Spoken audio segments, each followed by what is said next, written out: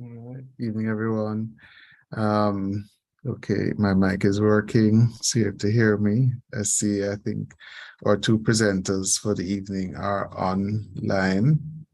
We have our nurses, Michelle Garwood and Lorraine Wilson, who some of you may recognize from the field activities, and they'll be our main presenters for this evening. It's a few minutes after 7, but I think we can do our usual preliminary, and then we can move into the presentation for this evening, just to keep things on track. So good evening. Thanks again, those who are joining us online, either via Zoom or from YouTube. I'd like to thank those who have helped to organize, and I'd like to thank in advance those who are going to be presenting. And usually when we have this session, we usually talk a little bit about the LIFE project. It's intended to provide a forum for us to interact a lot more with the participants in the cohort. Some of you have taken the time to be part of it, and we are trying to put together a series of discussions around the things that you may have learned about your health just from being part of the study, both from the conditions that we're interested in studying, as well as things that you are getting from us. And today, one of the things we're going to focus on is the report. So once you've completed most of the parts of the study, including the measurements and other things, we usually try to give you a report that you can take to your doctor. And it's a good opportunity for us to talk through what it is that the report means, and then you can ask any questions that you have. I know you have the opportunity to ask the nurses and other members of the team questions about what you see coming back, but this is a more formal approach.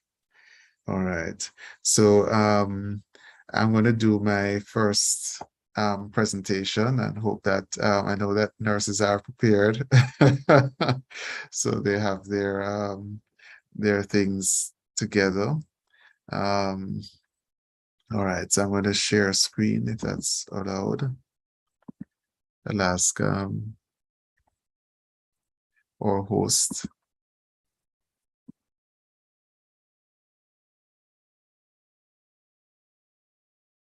All right. Okay. All right. I could, I'll make your co-host Janelle, so you can still be in charge. All right. Okay. So we usually talk a little bit about what the LIFE project is about.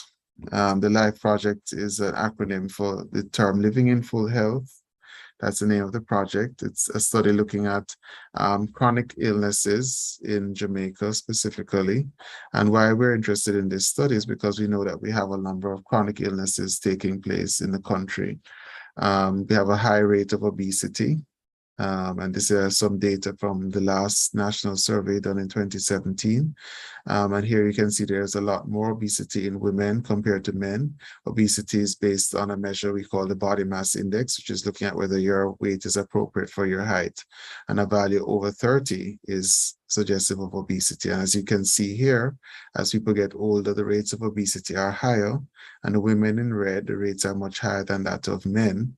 And about 50% of the women in most of the older age groups are actually in the obese category. And that means that there's a higher risk of a number of conditions which are the result of being overweight. Diabetes is one of those conditions, type 2 diabetes specifically, and we spoke a little bit about that last month. So the higher the rates of obesity, the higher the rates of diabetes. And as you can see here from these data, as we get older, the rates of diabetes increase. And because women are more obese than men, the rates of diabetes are higher in women. We also have a lot of hypertension. This is people with elevated blood pressure. And we can see here that as people get older, a larger proportion of the population is hypertensive, and that by the time most people are in their 50s, we are looking at nearly 3/4 of both men and women having elevated blood pressure. And so it's not surprising that these chronic conditions are contributing to a lot of the deaths that are taking place generally in the country. For men, violence or external causes would be accidents, and violence are the leading cause of death. But right after that, it's the cerebrovascular disease or stroke, the diabetes, the heart disease, the prostate cancer, hypertension. For women, diabetes is the leading cause of death, followed by the stroke and the heart hypertension and heart disease and breast cancer. So we can see here where, as a nation, we're set up for a lot of chronic diseases. And that's really what the LIFE project is about. We're trying to understand why it is the rates of these chronic diseases are so high and what we can do to prevent it from continuing. And so the LIFE project is a cohort study. It's a little different from a number of the other studies you're accustomed to, surveys where we come and ask you questions once and then that's it. Cohort studies are follow-up studies. So we see persons and we come back and ask them questions to see whether anything has changed over time. And the cohort studies are important because these are the best types of studies for us to understand what causes different conditions. And these provide the best evidence for when we want to do things to help prevent or improve these conditions. So the LIFE study is intended to be an island-wide study. We're going to communities that were part of a previous study, the last national study, the Jamaica Health and Lifestyle Survey, which was done in 2017-18. We're going back to these communities again, trying to find those persons who had participated in the last lifestyle survey. But in addition to finding those members, we've been going house to house and inviting other persons living in these communities to be part of the study, because the more people that we have, the better we'll be able to understand the causes of these diseases. What does it involve? Those who have been part of the study will know it involves a long questionnaire asking about chronic diseases and different risk factors, giving samples like blood and urine. We haven't been doing much saliva, but hair and nails. And these are because these are things that help us to understand the risk factors for chronic diseases. And of course, we are going to be following up with participants to know whether they develop any conditions they didn't have at the beginning of the study, such as diabetes, heart disease, and cancer. And so a very important part of the study is remaining connected, and we're hoping that this series of talks is one way in which we can keep connected. People ask, what is the benefit of research? And a lot of times we know that people who participate in research tend to be healthier and do better. But we're hoping that by participating in the LIFE study, you'll have a better understanding of your own health. It will help you to identify important risk factors for chronic diseases that you've been experiencing. And we hope that the data that you're providing will provide us with information that can help to identify new ways of detecting cancer, diabetes, and heart disease and prevent these chronic illnesses. These are the investigators for the study, both from Jamaica, the Caribbean Institute for Health Research at the University of the West Indies, as well as Fox Chase Cancer Center in Philadelphia and the City of Hope Cancer Center in Los Angeles. And you'll have been meeting a number of members of the research team who are involved in coordinating, collecting specimens, maybe in the background, and you'll have a chance to meet them the more you participate in the study. This is a symbol for the study. That's the tree that you're seeing. This is a baobab tree, an African tree, which grows deep into the earth and is a source of shelter for animals, especially when there's drought and hardship. And we hope that this study will have the same effect in helping us to understand the root causes of many of our chronic diseases. So with those introductory words, I'm going to end my PowerPoint presentation and stop sharing screen. Let me see now, stop share, good. And I see that our two presenters are on. Okay, and I see Nurse Wilson is going to take the lead for the presentation. It's going to be a joint presentation, and I think these two nurses are well qualified to talk to you about a lot of the things that you will have seen. They have been the ones looking through your results, putting the reports together and getting them back to you. And I'm sure that when you see the results, your questions, or they may be telling you about different things that they have found, and you want to follow up on the things that they're telling you. And this is an opportunity for all those who are taking part in the study to understand what the report means, what these numbers mean, and then to ask us questions in terms of things that we can do to help to improve your health. So at this point, I'm going to stop sharing and I'm going to hand over to Nurse Wilson, and Nurse Garwood, who will take it from here. Hello. We're hearing you. Okay, Prof. Good evening. Welcome again to our series, Live Talk. And I would... Sorry about that. Welcome again to our series, Live Talk. And as Professor has said, we have been having this series of talks. Today, this evening, we're doing our letter and reports. But how do we get to the letters and reports? We have participants at various stages during the project. We have those who would be just being introduced to the project. They're doing their questionnaires. And also we have those who would have completed their questionnaires and they move on now to permitting us into their space, into their premises, for us to do their body weight, their height, biospecimen, which entails your laboratory tests, urine and nail specimen. So this is the point you're at now that we come in, we do those measurements, our lab tests being processed at the University Hospital Laboratory, and then we generate our letters. So this is at the point of having the letters generated with the lab reports, along with the printed official lab report as well from the University Hospital. And then these are carried out to you.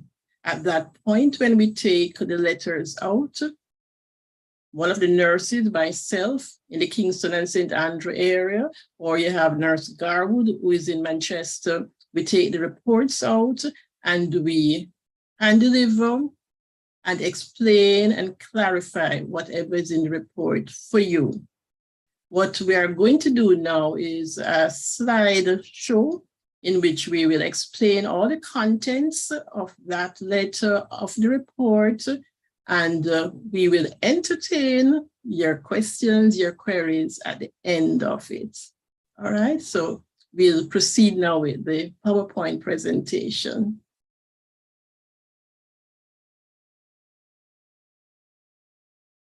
Mr. Williams, please.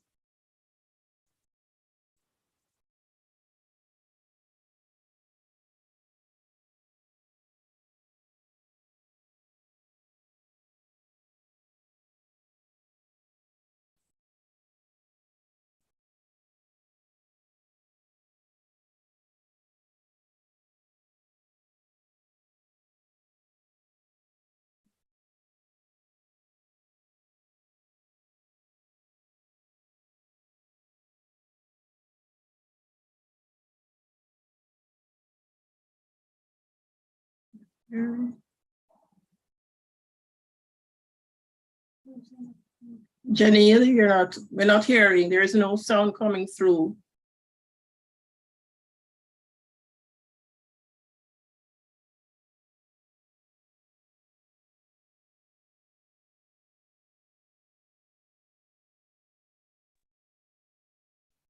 All of this, we put these things, our life letter and other reports. We know that we have participants which are just coming on board, those who have completed questionnaires, and those who have gone right through everything, which means that they have accepted us into their space, and we have done their height, their weight, blood pressure, and the blood samples for your blood sugar, your total cholesterol, your hemoglobin. After all of this, we put these things into a letter, which we bring back to you, and we discuss and offer any clarification that you may seek. So we are going to present to you on this slide form all that the letter contains.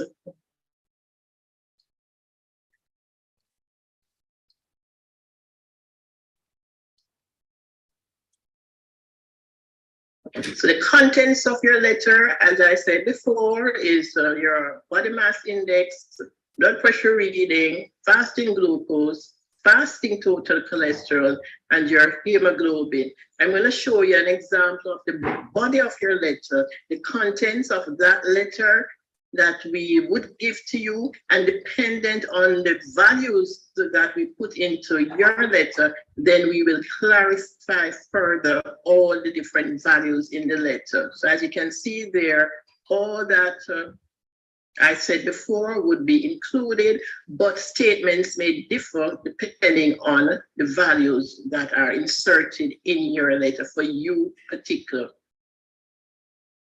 I will now explain about the body mass index, which is a ratio of your weight in kilograms. We're doing metric.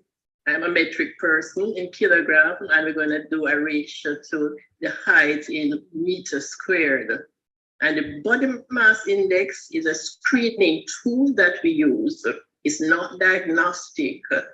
The classification, which I'll be showing you, we have a chart to show you how we classify the BMI, and it goes from underweight, a BMI of 18.5, and it goes right through to what we term at times morbid obesity.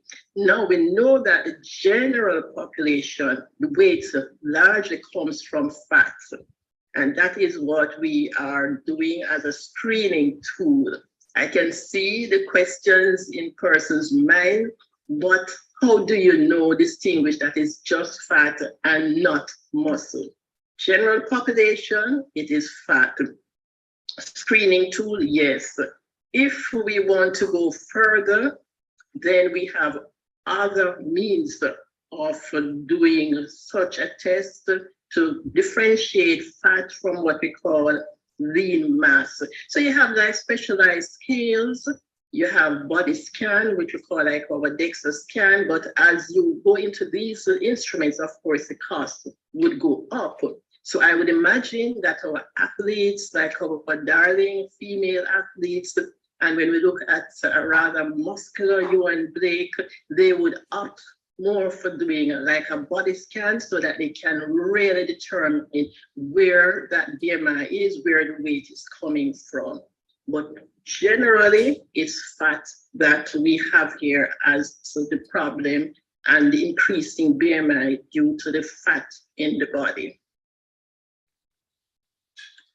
All right, we know that when we attain adulthood, we reach a certain height. The growth spurts are settled now, and this is our height.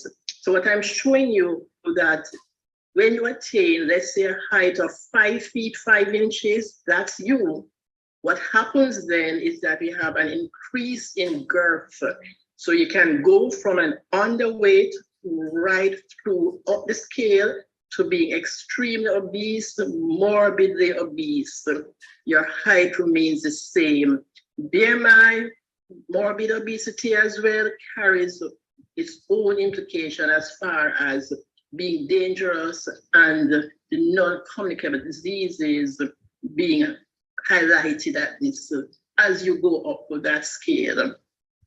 Another slide coming up will show you what are the non-communicable diseases associated with obesity.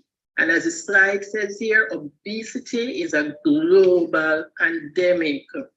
So with obesity, you pack on all the issues of the non-communicable disease, your diabetes, your osteoarthritis, cancers, gallbladder, you name it. The underlying factor, a lot of times, obesity, yes, we know we can have genetic factors involved here, but for the most part, if you can control your weight, then you can also control a preventable disease such as all of these. We'll now move on into our blood pressure section, and my colleague and friend, Nurse Garwood, will take it from there. Thank you so much, Nurse Wilson. Good night, everyone. Thank you so much for joining us. we will now be looking at your blood pressure reading. But before we discuss the content in your report, what exactly is blood pressure? Now, blood pressure is the measurement of the force applied to circulate blood against the walls of the body's arteries.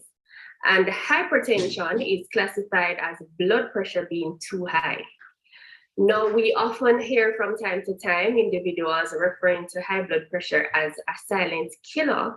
And that is because if you should have a discussion with some persons, they will tell you that they had absolutely no sign and no symptoms prior to being diagnosed with high blood pressure or hypertension. Now, blood pressure is written as two numbers. The top number, which is usually the higher of the two, is considered to be the systolic, which represents the pressure in blood vessels when the heart beats. And the bottom number, or diastolic, represents the pressure in the vessels when the heart rests between these beats. Now, the measurements of your blood pressure is done in millimeters of mercury. So when you hear me give reference to a range, that is the unit that is used. All right, so if you would look at the screen, you would see where we're now looking at individuals who have never been told that they are hypertensive. So they have never been diagnosed by a medical doctor as being hypertensive. Now, the first one is for persons with a reading of less than 120 systolic and less than 80 diastolic. And we consider this to be within normal range. Now, for these individuals, we implore them to continue to monitor and to seek the necessary interventions where necessary. So a reading today of a normal indication may not always be the case throughout. So it is very, very important that you continue to monitor. Now, for individuals who would fall beneath the elevated category, or what we would term the pre-hypertension category, this may be a reading of a systolic of 120 to 139, and or a diastolic of 80 to 89. And what we would recommend is that these individuals, they recheck their blood pressure within a month. So it could be sooner, but we encourage that it does not exceed a month, and this should be done by a professional. And we also encourage individuals to ensure further lifestyle modification, such as paying close attention to their diet, exercise, and in addition to getting further screening for other comorbidities, so obesity, diabetes, as well as was said before, to ensure that they seek medical attention. So I'm having some technical glitches, 1 minute. Right. So what is being projected here, and we're still looking at individuals who have never ever been diagnosed with hypertension. For stage 1 hypertension, we consider it to be a systolic reading of 140 to 159, and or a diastolic of 90 to 99. And the classification on the slide is based on the average of 2 or more readings. Now, these are taken at 2 or more visits after initial screening. So basically, we're in the field and we would have done your blood pressure, and we may indicate to you that it is elevated. It means when we suggest to you that you ensure follow-up, a reading or a diagnosis of high blood pressure cannot be derived at until there are at least 2 or more visits and it is within this category. Now, usually 2 to 3 office visits at 1 to 4 week intervals are, as was said before, required to confirm the diagnosis of hypertension. Still looking at individuals who have never been diagnosed with high blood pressure by a professional. So can you imagine an individual with a reading that is shown here of greater than or equal to 180, and this is comparing it to what we say were the normal levels, or a diastolic of less than 110, sorry, greater than 110, right? And we consider this to be very high, and it can also result in organ damage. And as such, we implore individuals to ensure that they seek immediate attention, and that's, from time to time you will hear us calling you to ask, how are you doing? Did you go in to see the doctor? It's not that we intend to annoy you, but because we basically understand just how detrimental it is and just how serious it is. And so before I move on to persons who were diagnosed with high blood pressure, I would just need to outline some statistics just to tell you why these particular calls from us to follow up and to check in with you are very crucial. So according to the Jamaica Health and Lifestyle Survey for 2016 to 2017, 1 in 3 Jamaicans are said to have high blood pressure. And what is even more alarming is that 4 out of every 10 Jamaicans with elevated blood pressure are unaware of their status. And therefore, please entertain our calls and just know that we have your best interest at heart. Okay. As it relates to hypotension, it is not in general very worrisome. We may ask you some probing questions about your symptoms just to get some subjective data as to what is happening. However, it is best that you check in with your doctor who would have your medical file to see what the trends are and to see what really are your normal readings. As it relates to individuals who are non-hypertensive patients, now, as is seen here, their normal is considered to be less than 140 systolic and a diastolic of less than 90. And we consider it to be elevated if it is greater than or equal to 140 and or greater than or equal to 90. And we would say to persons, your blood pressure is not controlled, and this is based on the reading, but of course, confirmation is necessary. We would implore persons to visit their doctor or health center within the next 2 to 4 weeks for review of their blood pressure. And as it relates to individuals whose readings are within the normal range, we continue to encourage them to ensure healthy diet and exercise and to continue taking their prescribed medication as ordered. So it's not just when they feel like, it's not just when they feel the head hurting or they feel as if they're going to tumble over that they go to take it, but they take it as prescribed and ensure that they comply with their treatment regime. Now, Nurse Wilson, I'm sure you'll agree with me that in the field, we have had some very interesting cases. We have to intervene, we have to educate, and as I would have said before, we would have to follow up. So we'd have met individuals who would tell us that they have never ever been told that their blood pressure is elevated.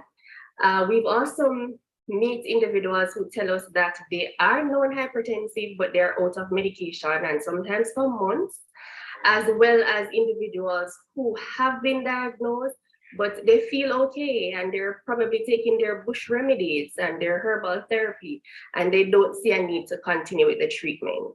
And I'm sure you too would have had some very interesting cases, so I'll allow you to share it with us. Well, I've had all of those that you have stated, but I also have had individuals with stroke. I met one individual, he had 3 strokes in the past, and he's now still not taking medication. I wouldn't even say that he's non-compliant. He's just not taking, and he has not been taking for years. And at the time of our field visit, doing our blood pressure, it was so elevated. And he just literally just push me off, laugh it off. How do you get through to such persons? Because he has had full experience what the high blood pressure does, because it damages all your major organs, your kidneys, you end up on dialysis, the strokes that you get because of ruptured blood vessel. So we can only implore, advise, but that's about it. And hopefully somebody will take us on. Luckily, it's not the norm for us because I've had those who follow through and who call back to say, nurse, I'm happy I did. I didn't know before. Now that I'm on medications and I'm feeling so much better. So all is not lost.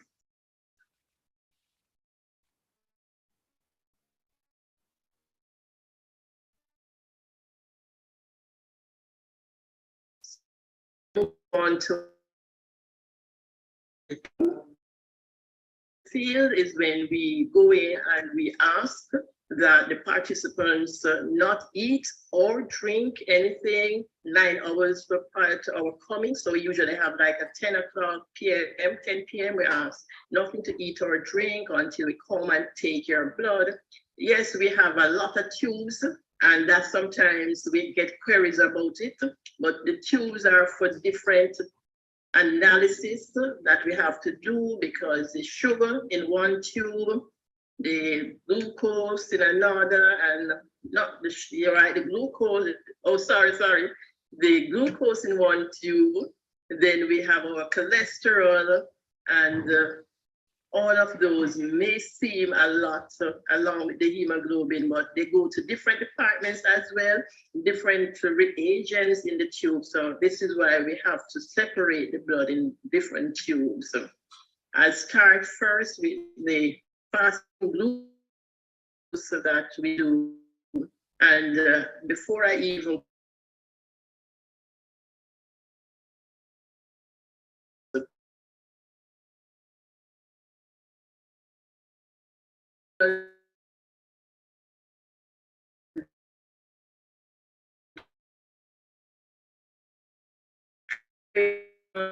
the reagents that they use, techniques that's used, but the ranges are really not far off. So we say here now for our diabetics, the normal is between 4 and 6.9 millimoles per liter.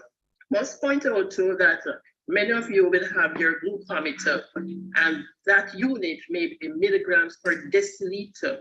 So for this here, for the millimoles, we multiply by 18 to get our milligrams per deciliter. So this is for millimoles between 4 and 6.9.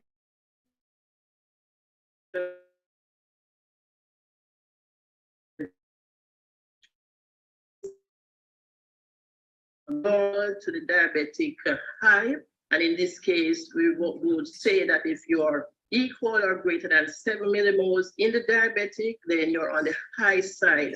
But a diabetic can also have a low range, which is less than 4. Diabetics, over the years, working alongside their healthcare providers, they know about hypoglycemic symptoms and are often told what to do when this occurs. So it's important for them to be aware when they're going, as we say, hypo, and take the necessary action. We move on now to our non-diabetics. So these are persons for the first time now, having gotten their blood test done. We get our report back from, I must say, from the lab, and we take the report in. So we have our values. If you're normal, we say it has to be less than 6.1. Once the values start to rise, we categorize differently between 6.1 to 6.9. We say you're pre-diabetic. We ask that you speak with your healthcare provider, get some guidance. It could mean at this stage that your doctor will need to do further tests. You may advise at this stage, lifestyle changes, diet and exercise. Then you can move further now into your diabetic stage, and that's between 7 and 10.9 millimoles per liter. Again, your doctor will want to order some additional tests for the diabetes to make a definitive diagnosis there. And it may mean at this point, he may or she may have to put you on some anti-diabetic medications. If it's tend to be is so high that he needs to have you getting urgent medical intervention, please go along with whatever his direction and do accordingly, because diabetes, high sugars damage major organs, and you want to arrest that. You want to keep it within normal before damage, target organ damage is done. We move on now to your cholesterol. Cholesterol, we say we do a total cholesterol, but we also have a profile, the lipid profile. So your total cholesterol can be normal, but I have to take a look at the profile, and the profile then would give me your high density cholesterol, which we call the good cholesterol. This good cholesterol muffs up the fats and returns that to the liver. Then you have your low density cholesterol, which we term the bad cholesterol. This is one that's just stick into your arteries, the blood vessels. It narrows the lumen. It causes that sort of stricture, which can lead to high blood pressure, can lead on to diabetes. So we would want to see that low as well. The triglycerides also, an elevation in the triglycerides can also lead on to high blood pressure, heart disease. So both the low density and an elevated triglycerides are bad levels that we look at, although the total may be normal. So you have to be mindful of that. You have those persons who are on cholesterol treatment already. So we often ask that too as part of our questionnaire. And when I go out on the field, I would ask to see medications. Those who are on cholesterol treatment already, when the values come back, that value now they would have to discuss with their doctor, because the doctor would have been seeing them over a period of time. So he would have that established what goal he wants for them as far as the LDL, the bad cholesterol go. He would have established with them the lifestyle changes. Is there anything else he has to do? The diet, and also based as well on their genetic factors, what is the risk that they have as far as heart disease and stroke. Those who are on no cholesterol treatment, then we have a range. For the normal, would like that to be under 5.2 millimoles per liter. For the elevated, above equal to 5.2 millimoles. Then we have to have a discussion with that person about probably just lifestyle changes, exercise and diet, cutting out your saturated fats, things like that. But there are times when, yes, they have to get to a doctor so that a proper assessment, other factors will come into play, and the risk factor for heart disease and stroke would be calculated at that time as well. And a decision would then be made, does that person need medications? So that is what it is for cholesterol.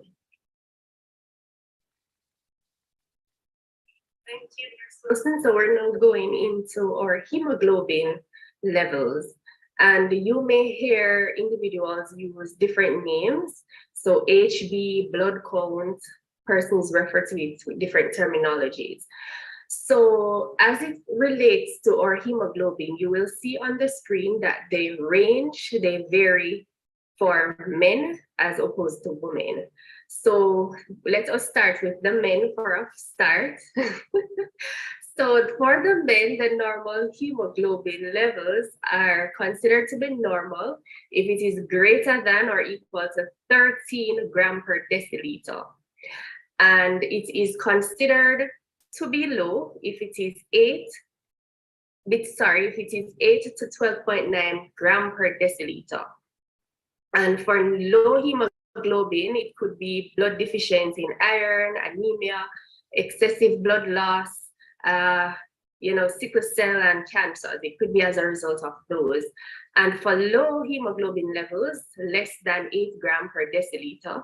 And for high, greater than 18 grams per deciliter in men. And these can be as a result of smoking, dehydration, or any such disorder. So it's very, very important for, when we point out to you that the readings are out of range and that you should check in with your healthcare provider, that you do, so that they can do the necessary assessment, and there might also be referral to different specialists to see exactly what is happening. As it relates to our females, the normal reading is considered to be greater than or equal to 12. A low reading would be 8 to 11.9. A very low reading would be less than 8. And a high reading would be greater than 17. And just to add that for the low contributing factors in female, in addition to what I would have said for the male, it could be fibroids or menstruation that could contribute to that. No, I did not say, and pardon me, exactly what hemoglobin is. So hemoglobin is protein in your red blood cells, and your red blood cells carries oxygen throughout your body. All right. As it relates to your white blood cell, now the normal number for white blood cell is 4,500 to 11,000 white blood cells per microliter. And it measures the number of white blood cells in our bodies. Now, any abnormal increases or decreases in the number or types of white blood cells can detect hidden infections and alert your doctor to undiagnosed medical conditions. So you may feel well, but there could actually be something that is happening. So for some of the conditions we have that could indicate that something is wrong, it could be HIV, lymphoma, or anything of that sort. So Nurse Wilson, again, we have had some very interesting experiences in the field where we would have met persons, in particular males, who, they're afraid of needles and they don't necessarily want any blood samples to be collected, and, from educating them, trying to work with them, trying to be empathetic, they would, allow us, give us permission and consent to go ahead and to take off the samples. And they would have benefited tremendously. I'm sure you have your own experiences of such. Oh yes, I've had both males and females, but I reach out and give them a hug and all that. So while the blood is being taken and, and distract them, because I always have some story to tell them. So they're speaking with me and not looking at the phlebotomist, and in tutu, the blood is taken. Yes, and I've also had a case of one quite burly strapping man who actually collapsed on me while the blood was being taken. So we know, especially our males, are afraid of blood sampling, but we get around it. Yes. And I mean, as you say, that it gives so much information, whether be it the hemoglobin, the sugar, the cholesterol, for the first time they're being made aware, or that it is so elevated for those who would have known these conditions already. Right. So basically, this is what we do out there, and we do it and to increase awareness and for you all to take some action towards maintaining good health. So we have, yes, you hear this over and over again, eating a healthy diet, restricting your processed foods, limiting your sodium intake to less than 2 grams. And I can tell you a teaspoon of table salt is 2.3 grams. So, you don't have much to work with after that. And you're gonna have your other foods with sodium as well. So you have to be mindful of that. Potassium is good, so increase your potassium and get that a lot from your fruits, your vegetables. We also ask that for men, we give a little leeway. You can have 2 drinks of alcohol per day. For women or for lighter body persons, we say 1 drink per day. Of course, we hear about exercise over 150 minutes per week. And I must say that I went to the doctor last week, yes, and that was brought up. Exercise, and yes, I do exercise. Your exercise is supposed to have your heart beating fast for it to be effective. Understand? And of course, not smoking. When we do all of this, we manage and regulate our diabetes, we reduce our weight because we want to maintain a normal BMI, body mass index, and the range is there. So whatever we can do to get that down. General population, as I say, is fat, and the fat is usually around the abdominal area. That's the danger point there. So we have to ensure that we get that under control, and with that under control as well, it will have a positive impact on all those other preventable diseases. Good sleep hygiene. When you have good sleep, your body revitalizes. So that is important. It's a therapy in itself.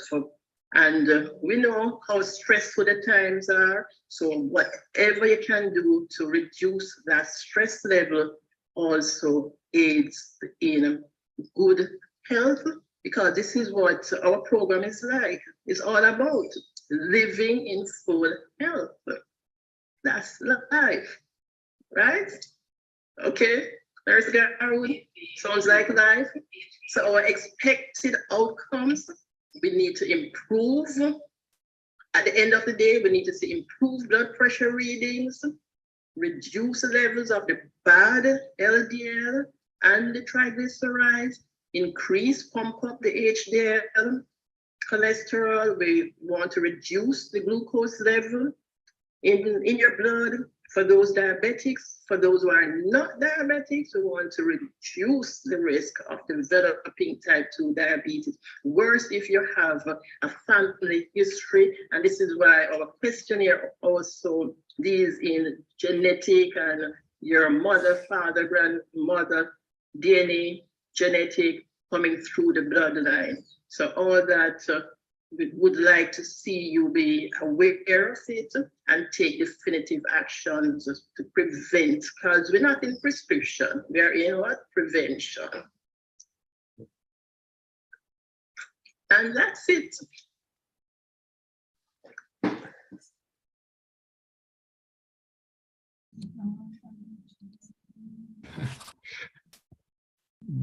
All right, thanks very much. Thanks, Nurse Wilson. Thanks, Nurse Garwood. A very comprehensive walkthrough of the report and what it means. I think everybody should be quite clear and look at the letters that they have received with a new vision.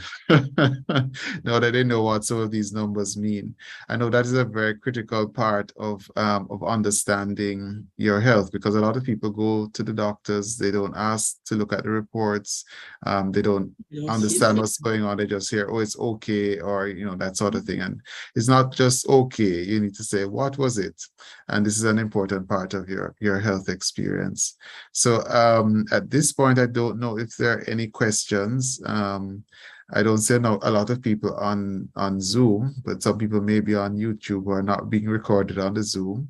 I don't know if in the course of the day you ran into anything or spoke to anybody who had any questions, or maybe we could just start with some of your experiences. What are some of the things that people respond to or have said to you when you've brought back the results to them, or when you're explaining it after doing the measurements, just from your experience in the field so far? I can ask you, Nurse Wilson or Nurse Garwood, what are the things that they seem to not be so familiar with in the field, or the concept which seems to be a little new for them? Well, Prof, for most of them, it's the first time they're actually seeing a blood result because you and Okay. I know that Yeah. you go to the lab, the bloods are taken, and the report goes straight to the doctor's office. And the doctor sees the patient, yes, he has the report, he or she, sorry, has the report in the docket, but it's not really shown to the patient. So for many of them, it's the first time that they're actually seeing a report. So to show them the report and go through it is a novel experience for them. So they really appreciate that as well. And also, of course, those who are in denial, you know, when you say to them, this is it, you know, they're really taken aback. So yeah, that is the problem. Or some of the things we face there. Because I know a number of them have seen newly diagnosed diabetes and so on coming back on the reports, or cholesterol levels, and you know, it may be new concepts for them. Right. Yes. I know Nurse Garwood, you're just starting in Mandeville. I don't know what the reactions have been so far.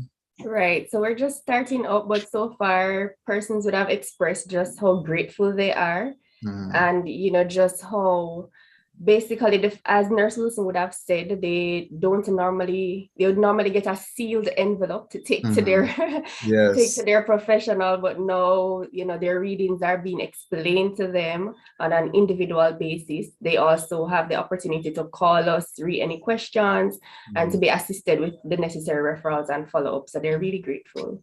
And I think the numbers are important because it helps you to kind of track how you're doing. I know, you know, okay, you know, when you're, okay, I'm now on my medications, I'm now exercising, I'm cutting back my salt, my blood pressure when they did it for the project was so much, I know that it's coming at this level, or my cholesterol was so much before I started my cholesterol tablet. And the numbers are important. We know for those of us managing patients, we're always managing them to help to get the numbers to a particular value. So we know we want the blood pressure to a certain level, the blood sugar, the cholesterol, because when those numbers are achieved, then we know that the patient is at a better off position than before. And then I know we have, we showed a slide with a lot of obesity, and, you know, people sometimes don't recognize. You find that they're sometimes surprised when you tell them that their weight is not appropriate. Yes, yes. Yeah, oftentimes. But I don't think I've ever been questioned as to, is it fat? I think they have a little knowledge that, yeah, I'm a little bit overweight. So I'm not really questioned too much about how do I know it's fat, because they really know themselves. But to see the figure as far as the BMI goes, and then, you know, our statements with it, you know, it really jerk them into some awareness to say, you know, I really need to do something about it. And oftentimes that's what they say. I have to look into it. I have to do something about it, because I do know that I am overweight. So it helps. It helps. And then the waist, I think the waist is sometimes an easy thing for people to have a sense of as well, because you're using it for your pants or other things, skirt. And so that, you know, is a quick way, because, you know, the body mass index is your weight and height. And a hand of the people don't know their height. How have you been finding it in the field? Most people know their height. No, a lot of persons don't know their height, or even their weight.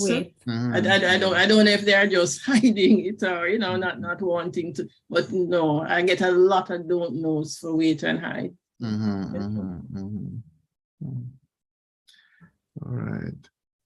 Okay, and so I'm checking now if Janelle sees anything that he wants to bring to our attention from the YouTube page or any other social media platform.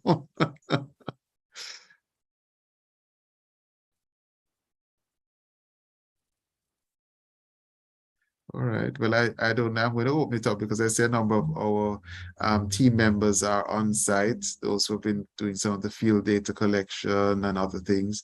Has there been anything that the participants have been saying to you that you want us to highlight while we're all together?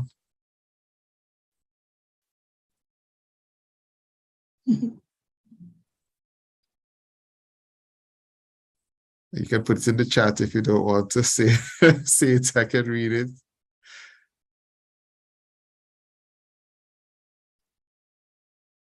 Right, everybody's quiet. Well, that is good. That means everybody's thinking. So we call this reflective silence. All right. All right. So I think it's just about the hour, and we want to keep ourselves on time in terms of committing people to the 7 to 8.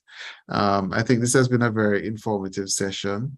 The good thing is that we have it available on YouTube, so those who want to go back and listen to some of the things that they heard, or if there are things that they're not clear about, yes, they can look at it. Or letters are there. So the letters do have some explanation, but this is just to help to enhance that, because I know, as you said, a lot of people don't normally see or hear their reports. They kind of get it secondhand and get the interpretation. And so that improved understanding is critical. And of course, because we're going to be coming back as part of the study, the cohort, we'll be doing these measurements again. And you'll have an opportunity to see how they compare to the ones that you did before. And that may also be an important learning point for people to see how they have been progressing in terms of their health. So at this point, I'd like to thank our 2 presenters for the evening, Nurse Wilson and Nurse Garwood. Thanks very much for your hard work, both in the field and in preparing this presentation. I like the figures and the illustrations, and nurses are always very practical. So I was talking to somebody who says that they're doing nursing, but they want to do something else. I said, no, I think you'll be convinced to change your mind. I'm going to give her this presentation to look at and see what she might change her mind after that. So thanks again for those who have joined us and for the persons who have helped to organize and share this meeting and this presentation. And we look forward to seeing you again at our next live talk. We're trying to have it every last Thursday of the month, dealing with a different topic of the diseases that we're dealing with. So we'll have things on prostate and with their diabetes and hypertension already, but weight and obesity and other things that you'll always be kept up to date as to what it is we're looking at and learn more about your health. So at this point, I'd like to say good night and thank everyone for participating. Thanks again. Have a good night. Okay, Prof. Bye.